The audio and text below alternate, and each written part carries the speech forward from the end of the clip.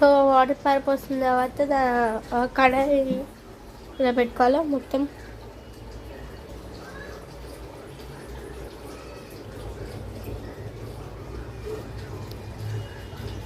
కడాయి మీద అయితే ఒక గంట 3 గంటలు ఆయిల్ అయితే పోసుకోవాలి. వేడి అయిన ఆయిల్ మీద మనం ఉల్లిగడ్డ, పచ్చిమిరపకాయలు, పుదీనా వేసుకొని మిక్స్ చేసుకోవాలి ఒక 5 to 10-20 minutes. ఇది వేసిన తర్వాత మనము స్టవ్ సిమ్లో పెట్టుకోవాలి. ఒక 5-10 minutes, 15-20 minutes వరకు వెయిట్ చేయాలి. ఆ టైంలో మనం కీమా అయితే కడుక్కోవాలి ఫ్రెండ్స్.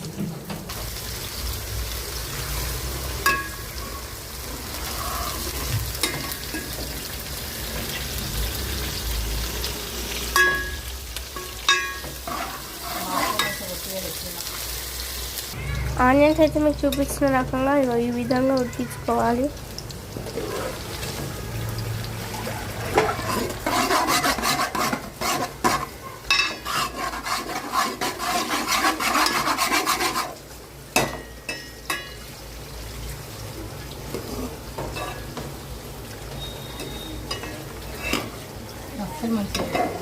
ఉల్లిగడ్డలు ఇలా వేగిన తర్వాత మనం అల్లం వెల్లిగడ్డ పేస్ట్ చేసుకోవాలి ఈ గంట నిండా.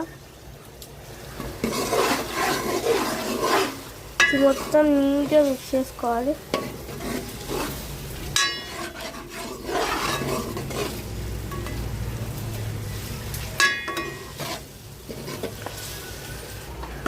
ఇలా 5 minutes మిక్స్ చేసుకోవాలి. ఈ రెసిపీ అయితే ఫుల్ టోటల్ కానీ ½ an hour పట్టుద్ది. ఆ తర్వాత మనము పసుపు వేయాలి. ఇలా పసుపు, ఉప్పు, 1/2 spoon పసుపు, 1 full spoon ఉప్పు. తర్వాత మళ్ళీ 5 minutes మిక్స్ చేసుకోవాలి ఫ్రెండ్స్.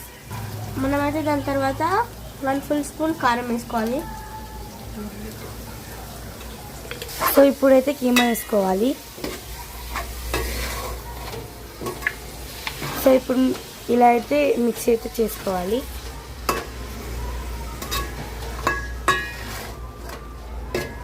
సో ఇప్పుడైతే మిక్స్ చేశాక మూత అయితే పెట్టుకోవాలి. అది ఉడికాకైతే చూపిస్తాం. సో ఒక 5 minutes తర్వాత మనమైతే ఇలా తీసేసాము మూత.